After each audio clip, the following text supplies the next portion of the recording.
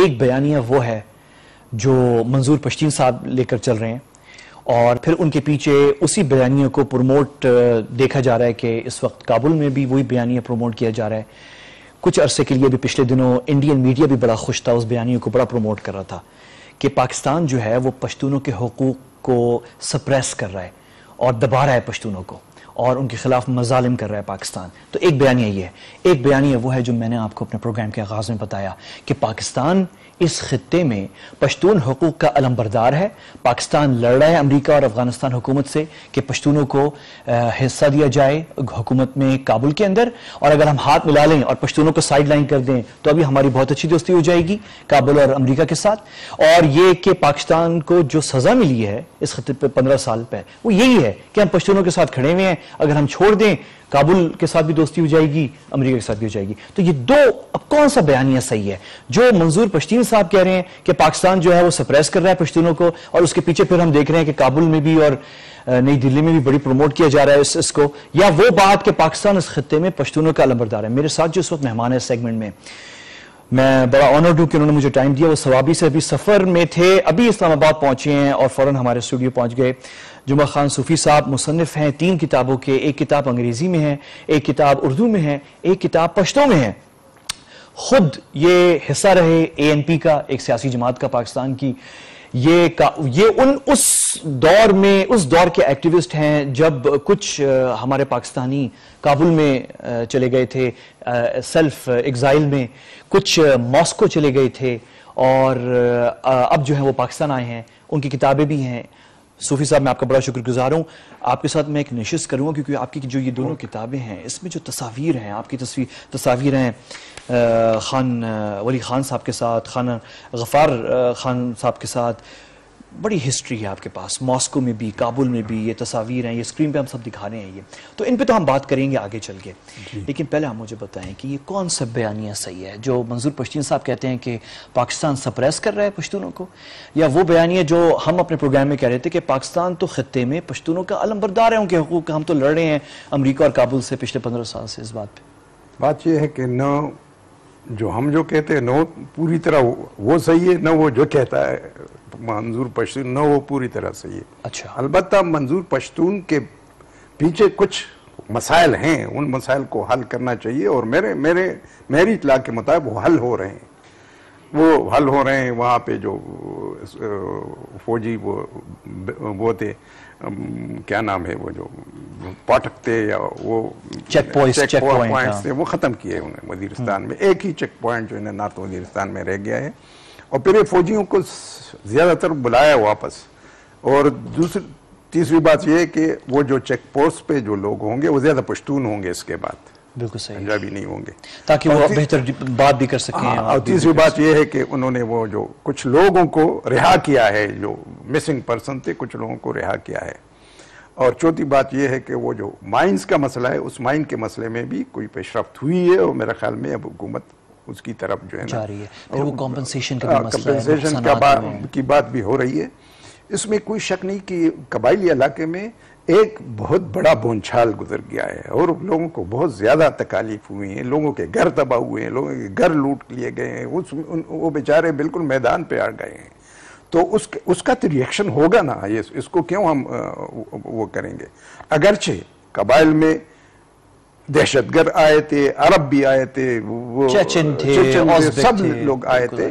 وہ اس لیے آئے تھے کہ ہم نے اس علاقے کو قبائلی حیثیت دی تھی، یا یاغستان کی حیثیت دی، علاقہ غیر کی حیثیت دی، نہ اپنے برابر کی سٹیزن کی، جو کہ اب ہو رہا ہے. اب ہو رہا ہے. لیکن اس کے پیچھے یہ جو منظور پشتون کا ہوا ہے، جس طرح میں نے کہا، اس میں بعض لوگوں کو میں جانتا ہوں، وہ بالکل جینون لوگ ہیں.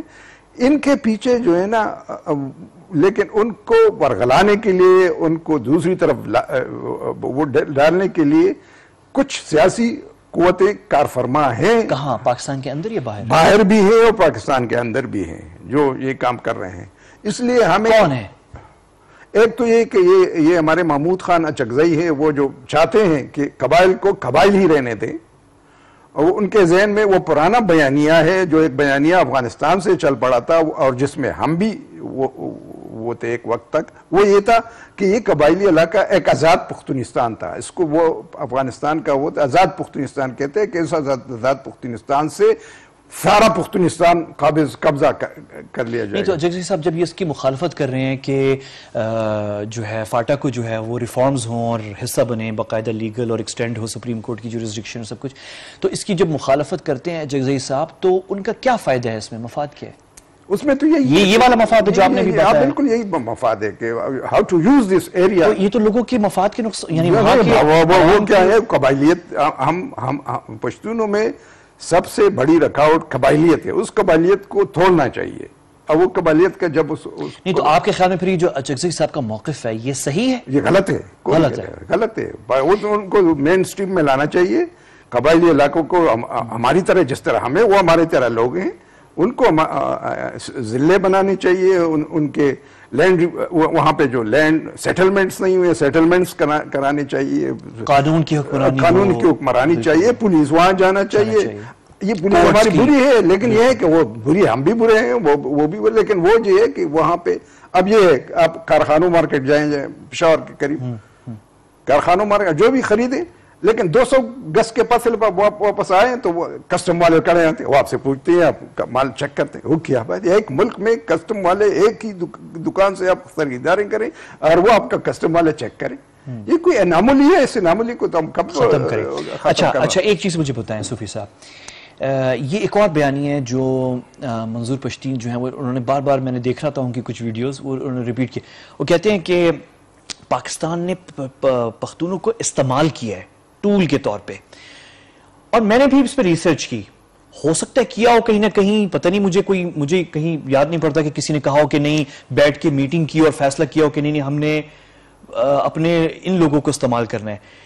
جب میں ریسرچ کر رہا تھا تو مجھے دکھائی دیا کہ سب سے پہلے 47-48 میں ٹول کے طور پہ استعمال کرنا، نوجوان پختون جو اس عمر میں تھے، جو ان کا مستقبل اور پڑھائی اور تعلیم، ان کو پاکستان کے خلاف استعمال کرنے کے لیے 47-48 میں تو انڈینز اور سوویٹس تھے سب سے پہلے جنہوں نے یہ شروع کیا. نہیں، سوویٹس بعد میں آئے. میں ایک بات کروں کہ پاکستان کی کریشن میں اگر مسلم لیگ کا حصہ ہے تو کمیونسٹ پارٹی آف انڈیا کا بھی حصہ ہے، کیونکہ وہ بھی چاہتے تھے اس وقت. وہ اسٹالن چاہتا تھا کہ یہ یہاں پہ ایک حق خود ارادیت کا مسئلہ ہے، ان کو خود ارادیت دینے چاہتی ہے.